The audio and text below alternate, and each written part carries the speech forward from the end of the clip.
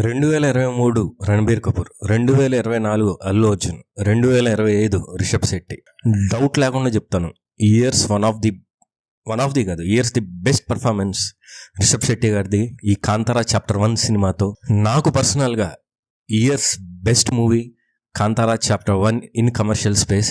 ఇప్పటి వరకు వచ్చిన సినిమాలు, పెద్ద సినిమాలు, పాన్ ఇండియా నేమ్స్తో, ఇష్టమైన స్టార్స్తో వచ్చిన సినిమాలు అన్నీ ఫెయిల్ అవ్వడం చూసాం. బట్ ఫైనల్లీ వచ్చాడు కాంతారా చాప్టర్ 1తో అన్ఎక్స్పెక్టెడ్గా. నేను ఎందుకు అన్ఎక్స్పెక్టెడ్ అంటున్నానంటే, ఇది కావాలనే లోబస్తో సినిమా రిలీజ్ చేశారు.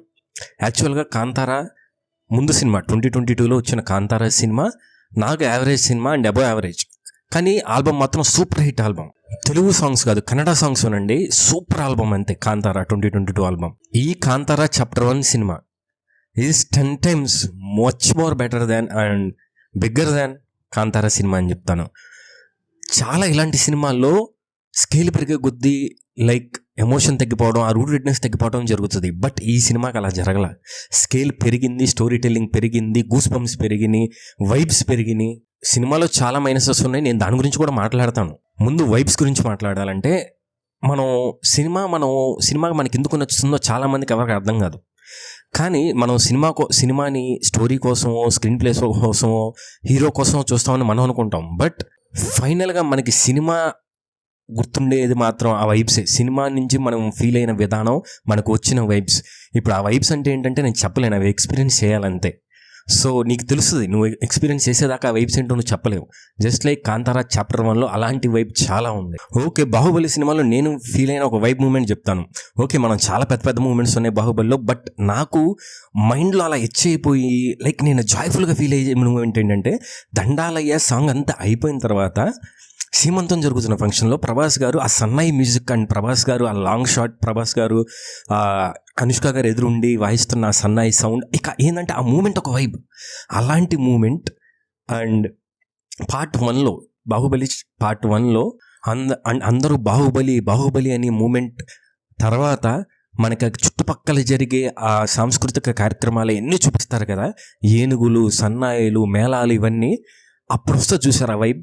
ఆ ఎగ్జాక్ట్ వైపు నాకు కాంతారా చాప్టర్ 1లో వచ్చింది. మళ్ళీ నేను కంపేర్ చేయట్లేదు, జస్ట్ అప్పుడు నేను ఫీల్ అయిన వైపు మళ్ళీ నన్ను ఈ సినిమాలో మధ్యలో ఒక శివుడి మహోత్సవం సీన్ ఒకటి ఉంటుంది, ఆ సీన్లో నన్ను ఫీల్ అయ్యేలా చేసింది. What a vibe man, what a vibe.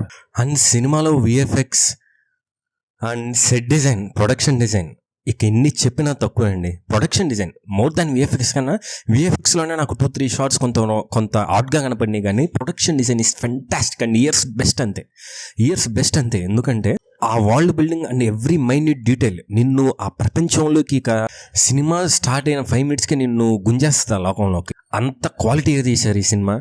And సినిమాలో సర్ప్రైజింగ్లీ నేను ఎప్పుడూ చెప్తా ఉంటాను, నాకు మన సినిమాల్లో యాక్షన్ సీక్వెన్సెస్ మీద చాలా కంప్లైంట్ ఉంటుందని. బట్ ఈ సినిమాకి కొంతవరకు నాకు ఆ రిలీఫ్ దొరికింది. లైక్ ఏంటంటే, ఒక స్టార్టింగ్లో ఒక street fight action chasing sequence అనొచ్చు.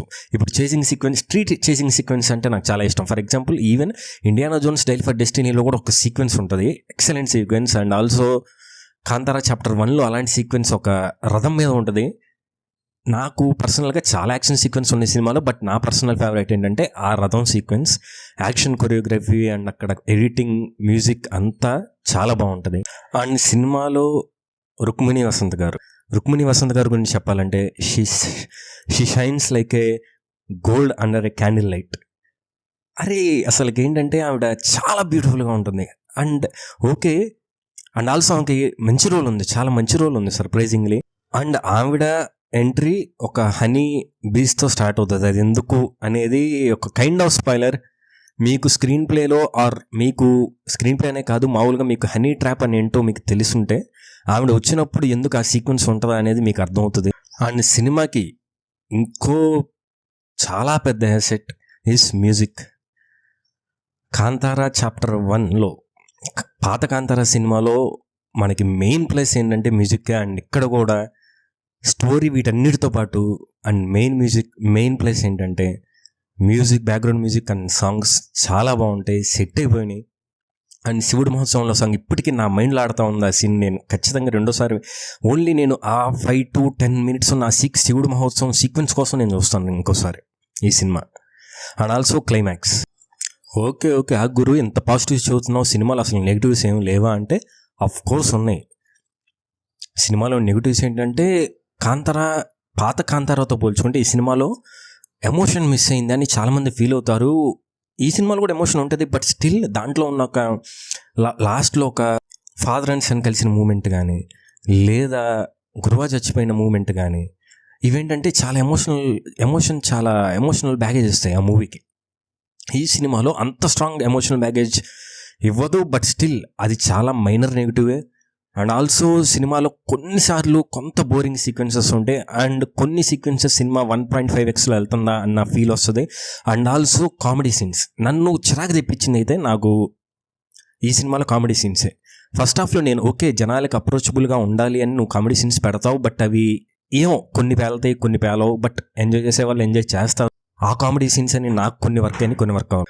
ఇవన్నీ తీసి పక్కన పెట్టిన కాంతారా చాప్టర్ 1 సినిమా ఈ ఇయర్లో కమర్షియల్ స్పేస్లో బిగ్గెస్ట్ అండ్ నాకు చాలా బాగా నచ్చిన సినిమా. ఎందుకంటే ఈ ఇయర్లో చాలా డిసప్పాయింట్మెంట్స్, చిరాకు వచ్చేసేసింది సినిమాల మీద, అసలు ఇండియన్ సినిమాల మీద చిరాకు వచ్చేసింది.